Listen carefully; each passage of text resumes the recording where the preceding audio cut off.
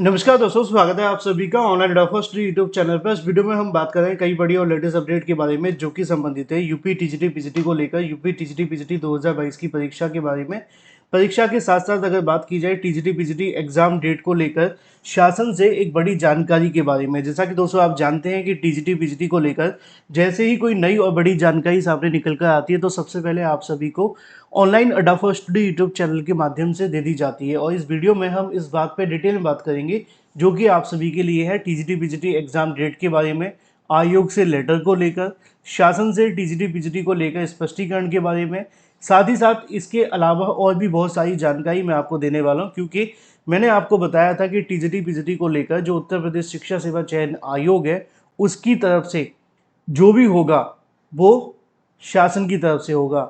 वो है ना, एक वीडियो आपने देखा होगा कि बोल बोल रहे हैं लेकिन शब्द हमारे हैं। सेम अब यहाँ पे ये होगा।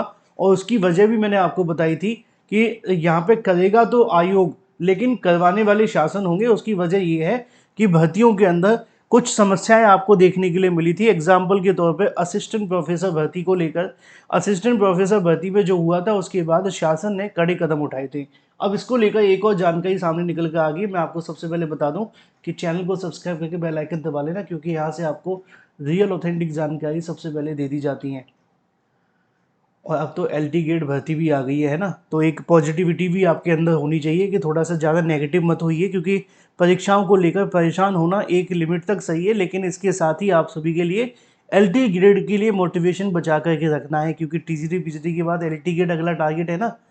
चलिए बात कर लेते हैं मुद्दे की। मुद्दा ये है कि टीजीटी पीजीटी परीक्षाओं को लेकर आप सभी ने देखा था कि 21-22 की परीक्षा की तारीख को लेकर बहुत सारी समस्याएं हैं। मैं जब भी इस टीजीटी पीजीटी के बारे में जानकारी दे रहा होता हूँ तो लगातार अभ्यर्थियों के मन में एक ही सवाल था परीक्षा के बारे में। दो तरह के अभ्यर्थी हैं, एक वो जो इसकी नई तारीख को लेकर पूछ रहे थे, दूसरे वो अभ्यर्थी हैं जो टीजीटी की परीक्षा के साथ साथ ये पूछना चाहते थे कि 21-22 के बारे में क्या होगा, क्योंकि आयोग ने ऑफिशियल तौर पर अभी तक कोई नोटिस नहीं जारी किया था, है ना।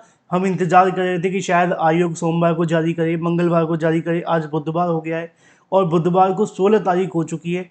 आयोग के उस नोटिस के मुताबिक परीक्षा 21-22 को होनी थी, लेकिन 16 जुलाई हो जाने के बाद भी परीक्षा में सिर्फ 5 दिन का समय बचा है। ना तो आयोग ने नोटिस जारी किया है और ना ही अगर बात की जाए आयोग के माध्यम से उस परीक्षा को अभी तक स्थगित किया गया है ऑफिशियल तौर पे। क्योंकि आयोग का क्या कहना होता है हर भर्ती में कि कोई भी जानकारी होगी तो आयोग की वेबसाइट पे दी जाएगी ना। और आयोग की वेबसाइट पे कोई जानकारी नहीं आई है, न्यूज़पेपर तक में कोई जानकारी नहीं आई है। अब मुझे एक नई जानकारी मिली है जो मैं आपको देने जा रहा हूँ।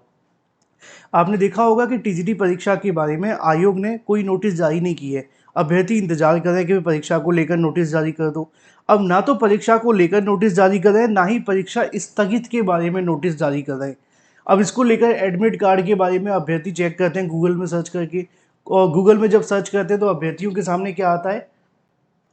मैंने अपनी ओर से हर वीडियो में आप सभी के लिए जानकारी कई बार दे दी है, लेकिन बावजूद इसके बहुत सारे जो कमेंट हैं वो इससे संबंधित आते रहते हैं। कुछ लोग ईमेल कर देते हैं, कुछ लोग कहीं से भी कमेंट कर देते हैं। कुछ लोगों का कहना है सर अभी भी तो दिखा रहा है, कुछ का कहना है कि सर अभी भी ऑफिशियल दिखा रहा है 21-22, कुछ कहते हैं सर गूगल में तो अभी भी यही दिखा रहा है। देखो, अगर आप भी अब समझ चुके होंगे कि अगर परीक्षा 21-22 को होनी होती तो क्या 16 तारीख हो जाने के बाद भी आयोग कुछ बताता नहीं।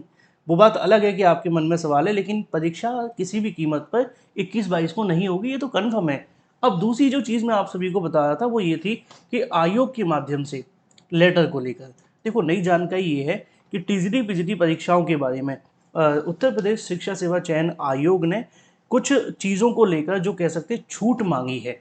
अब इस बात को थोड़ा थोड़ा सा आपको अच्छे से समझना होगा।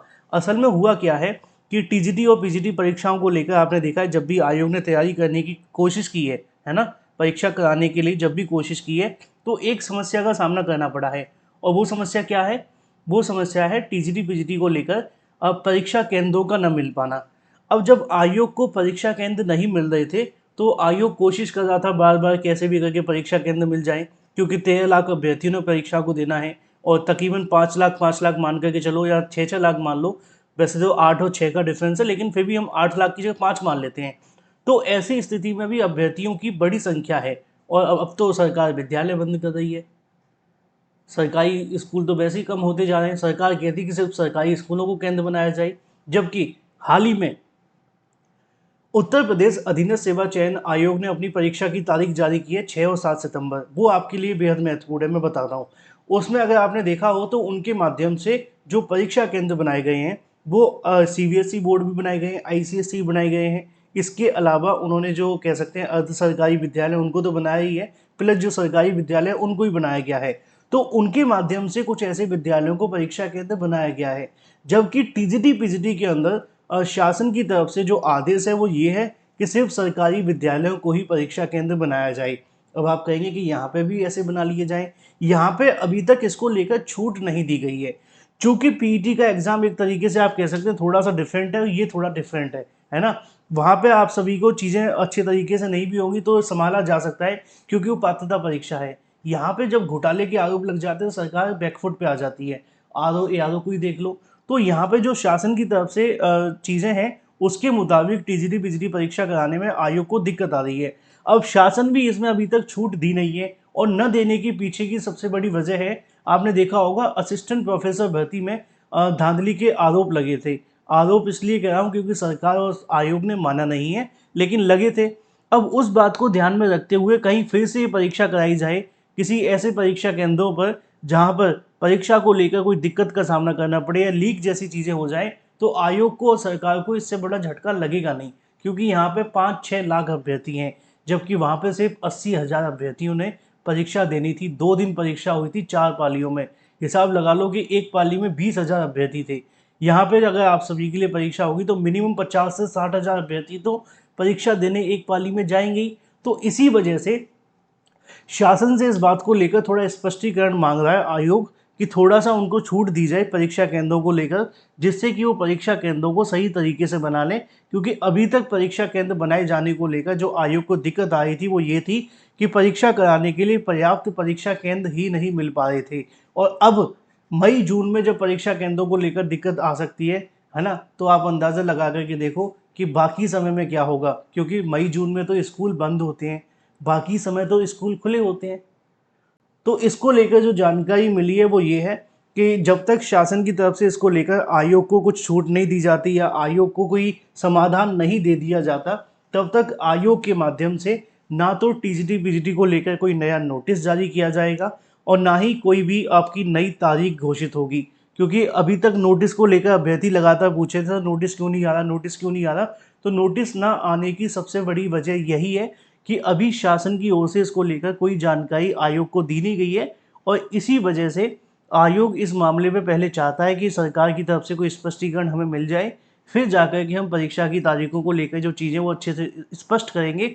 अदरवाइज वो परीक्षा की नई तारीखें घोषित अभी नहीं करेंगे। और इसी वजह से आयोग ने अभी हाल ही में जब बैठक हुई थी तो उस बैठक के अंदर भी किसी भी नए मामले पर या किसी भी परीक्षा को लेकर कोई डिस्कशन नहीं किया था। तो ये आप सभी के लिए थोड़ी दिक्कत वाली बात है कि परीक्षा की तारीखों को लेकर जो मामला है वो लटक गया है। अब लटकने की वजह भी मैंने आपको बता दी है और सॉल्यूशन क्या है वो भी बता दिया है। यानी कि अब शासन के हाथ में, शासन जब तक अप्रूवल नहीं दे देता तब तक नई तारीखों को लेकर जो अनाउंसमेंट है वो नहीं की जाएगी। अब देखना ये होगा कि शासन कब तक जानकारी देता है और उसके बाद आयोग कैसे इस परीक्षा को कराता है। जो भी जानकारी होगी मैं आपको देता रहूँगा। Thank you for watching this video.